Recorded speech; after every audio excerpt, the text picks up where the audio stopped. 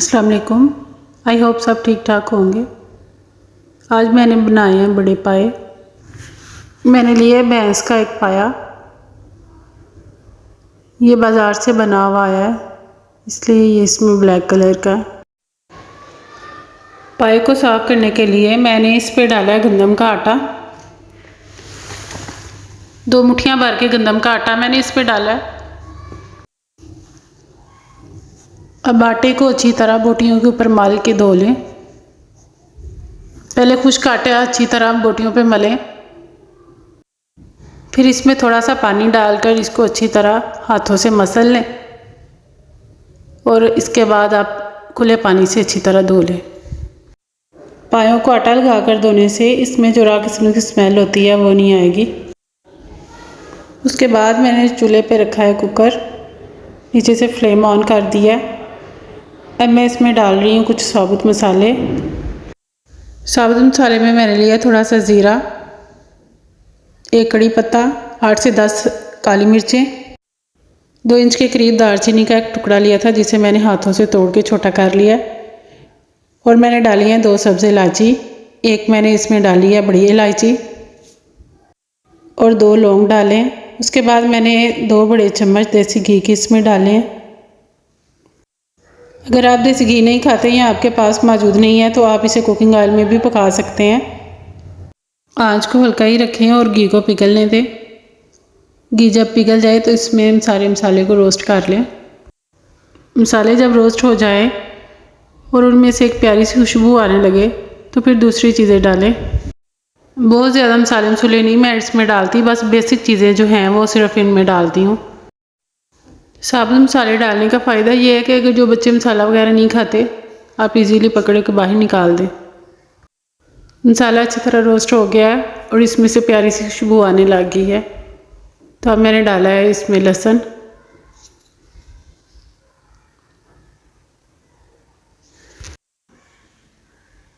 लहसुन को भी घी में रोस्ट कर लें, 1-2 मिनट लगेंगे तो लहसुन रोस्ट हो जाएगा।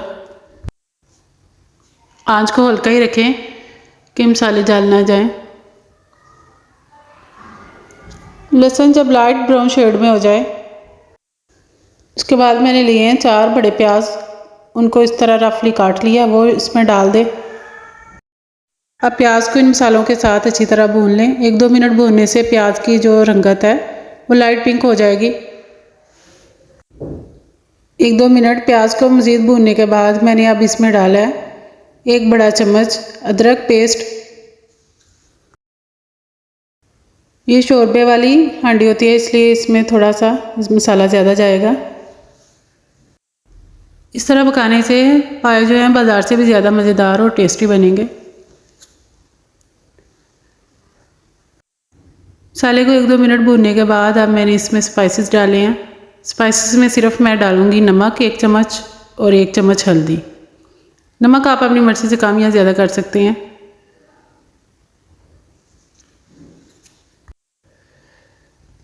बस अब हल्दी और नमक को मसाले के साथ शामिल करने के बाद अब मैंने जो पाए धो के रखे थे वो इसमें डाल दूँगी। अब पायों को इस तरह मसाले में घुमाने के बाद इसमें 1 कप पानी शामिल करके इसको 10 मिनट के लिए कुकर बंद करके पकने के लिए छोड़ दें। पाए का ये प्रोसीजर सारा अगर एक कढ़ाई में किया जाए तो ज़्यादा अच्छा है, या मेरी तरह ज़्यादा बर्तन धोने से बचने के लिए इसी में पका लें।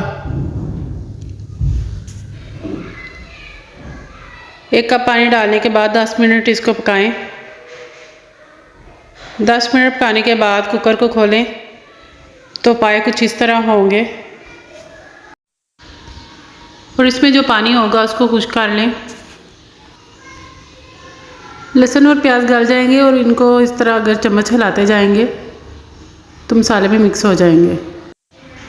2 से 3 मिनट के लिए इसको तेज़ आंच पर भून लें ताकि पानी भी खुश्क हो जाए और हमारा मसाला जो है वो भी भुन जाए।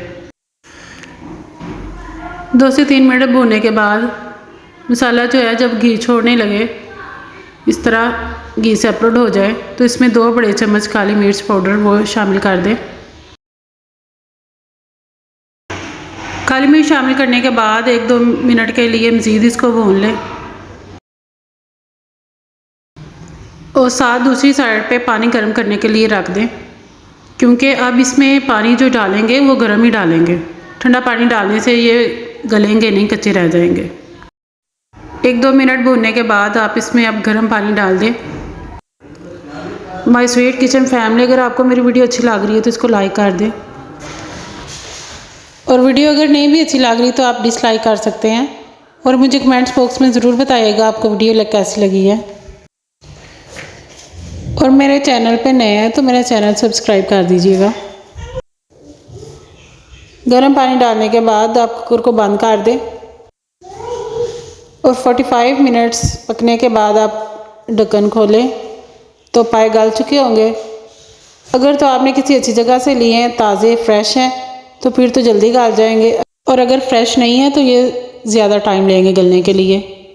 45 منٹس کے بعد جب میں نے ان کا ڈھکن کھولا ہے تو ماشاءاللہ یہ دیکھیں ان کی رنگت، اور یہ بالکل گل چکے ہیں۔ اور دیکھ لیں آپ نے کتنا سوپ رکھنا ہے اس میں، اور کوکر کے نیچے چولہا جلتا رہنے دیں 1-2 منٹ کے لیے، تاکہ اس کے اندر جو گھی ہے وہ اوپر آ جائے اور شوربہ تھوڑا سا اور گاڑھا ہو جائے۔ اس میتھڈ سے آپ پائے پکائیں تو آپ کسی بڑے ریسٹورنٹ کے پائے کھانا بھی بھول جائیں گے۔ یہ لیں جی ماشاءاللہ پائے ریڈی ہیں کھانے کے لیے۔ اٹھیں اب آپ اپنے گھر والوں سے نان منگوائیں اور انجوائے کریں۔ اوکے جی، خوش رہیں، آباد رہیں، اللہ آپ کو خوش رکھے، دعا میں یاد رکھیے گا۔ اللہ حافظ۔